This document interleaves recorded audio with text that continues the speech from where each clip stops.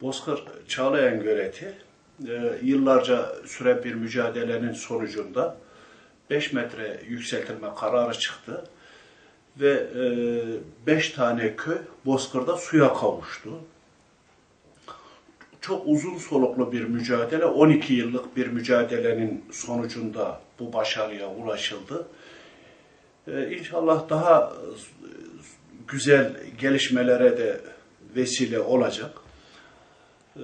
Çağlayan Göleti Bozkır'a çok büyük artılar kazandıracak. Susuz araziler suluya kavuşacak. 5 tane köyün, Bozkır'ın yüzü gülecek. Bozkır Sarıot Gölü Mavi Tünel'e 20 kilometre mesafede çok büyük bir gelir kaynağına sahip. Sarıot Gölü baraj haline getirilirse 150 milyon metreküplük bir baraj olacak.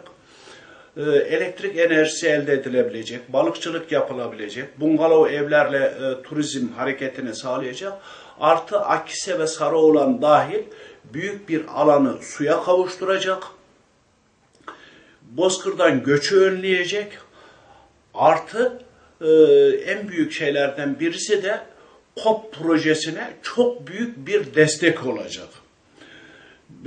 Mavi Tünel'e 20 kilometre mesafedeki, 25 kilometre mesafedeki 150 milyon metreküp suyun Düdenlere gitmesi Bozkır halkının vicdanlarını acıtıyor. Ve üzülüyoruz biz Bozkırlı olarak. Artı Tufan Deresi ve Dipsizgöl Vadisi'ndeki sular da çok rahatlıkla buraya eklenebilir.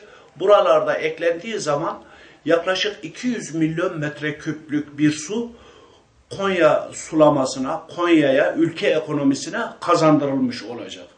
Aynı zamanda bu Bozkır'da meyveciliğin, hayvancılığın gelişmesi, göçün önlenmesi ve binlerce insanın iş ve güç sahibi olmasını sağlayacak. Sarıot Gölü gerçekten ülkemiz için, bir Bozkır için bir değer. Bunun değerlendirilmemesini hiçbir akıl, mantıkla izah etmek mümkün değil.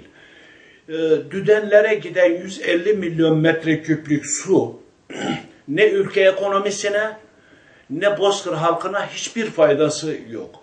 Eğer 1 metreküp suyun 2 lira gelir sağladığını tarımda düşünürsek veya teknik yöneticiler böyle ifade ediyorlar. 1 metreküp suyun 2 lira girdi sağladığını ifade ediyorlar. Buna göre 150 milyon metreküplük bir baraj Bozkır ekonomisine, ülke ekonomisine yaklaşık 300 trilyon gibi bir girdi sağlayacak.